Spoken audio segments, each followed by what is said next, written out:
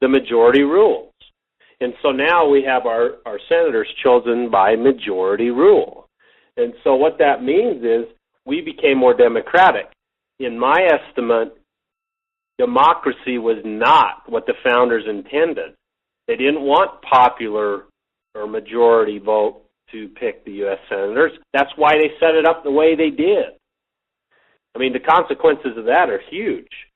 What it did also is we said to the people, or the people were sold this bill of goods that they would get another vote, which meant they felt like they had more political power because they had another vote.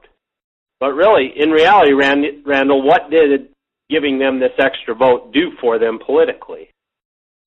Well, yeah, you're right. They had this, and even today, if you start talking with people about the 17th Amendment, a lot of people will get like, oh, I want that vote. Don't take it away from me. You know, I want my right to vote.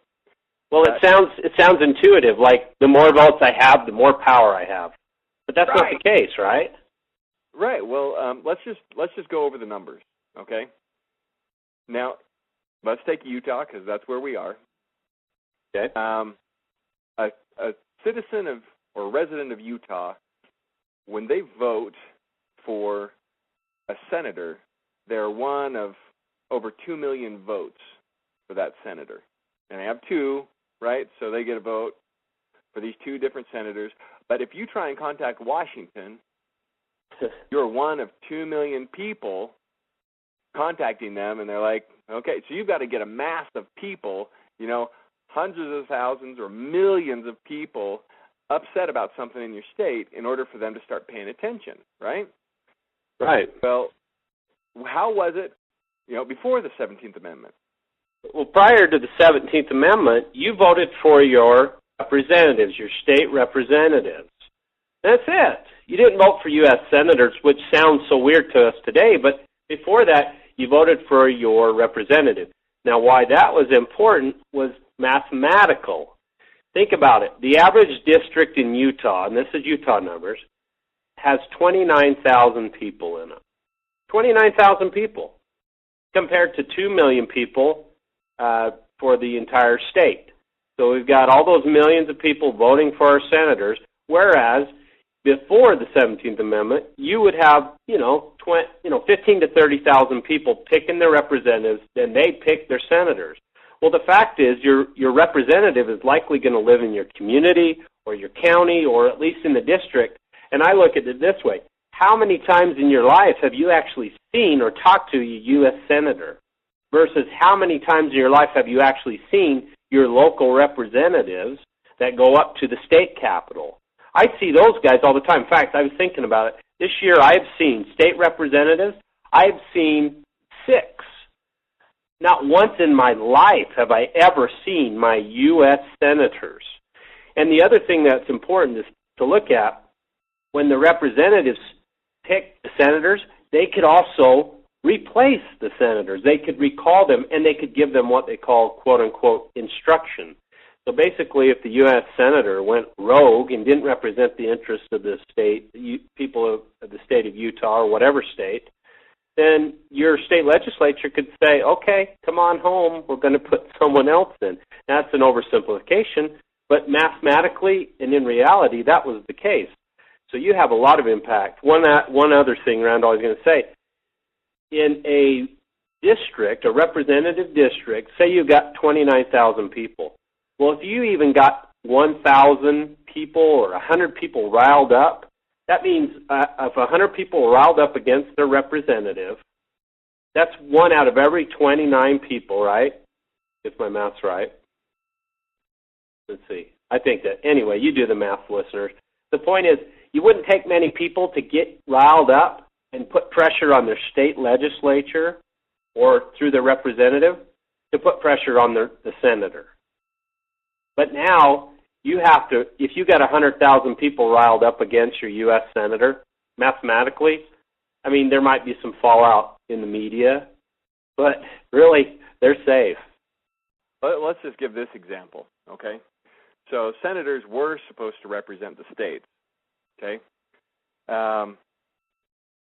Under the previous system, because in the state of Utah, you have 104 representatives and 29 senators.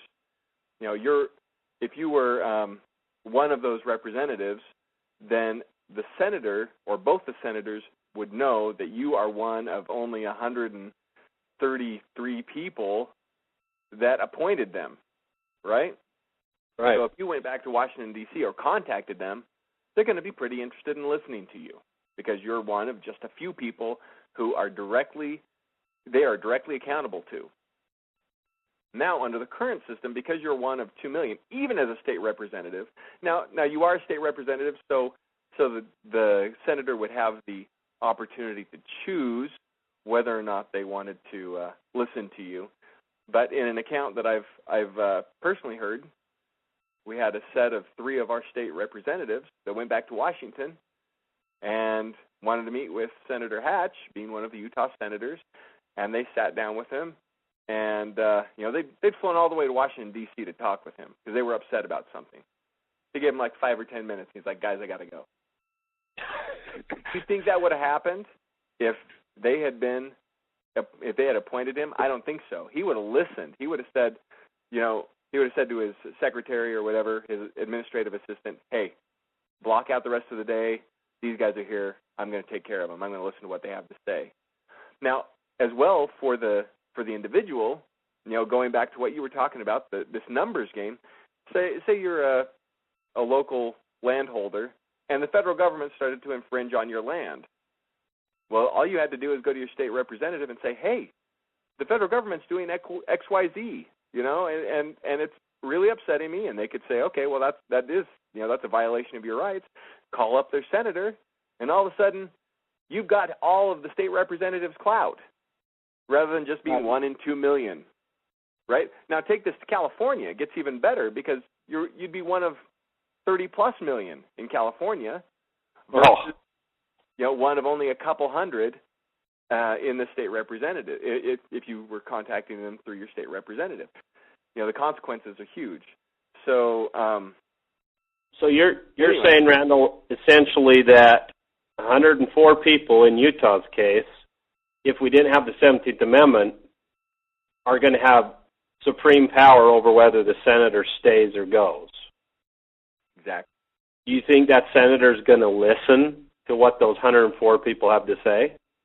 I think that there's a lot higher likelihood that you would have an impact in Washington, D.C. than you have now as far as talking with your senator. So when I was trying to say earlier, I finally got my math right. Let's say you have a district of 29,000 people. Let's say you get just 1,000 people riled up in your district about some issue. Well, that's pretty easy to do through emails and through talking. You can get a whole community fired up. You could get 10,000 people in one town fired up at their local representative. Well, if we didn't have the 17th Amendment, that whole community is going to get their local representative fired up, then he's going to get a few more representatives fired up, and it's going to be a piece of cake. But now with the 17th Amendment, the phrase instruction by the state representatives is really of no force anymore. Those 104 people essentially are just in the mix with the rest of the 2 million people. I mean, that's an oversimplification, but in reality, they're just 104 citizens of Utah that really have not that much pull on their states or their U.S. senators. The other thing, let me bring this up if I may, Randall.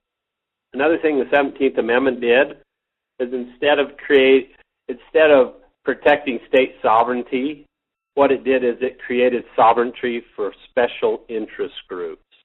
And what I mean is, I heard on a talk radio program recently that the U.S. Senator in, I think it was Connecticut, had raised $3,000 in his state and had raised $500,000 outside of his state, meaning these national special interest groups can basically raise all the money they want for these U.S. senators, no matter what state they're in. The problem with that is, before the 17th Amendment, you would have to go and lobby all the state legislators, who would in turn have to go and put pressure on their U.S. senator. That's a lot harder.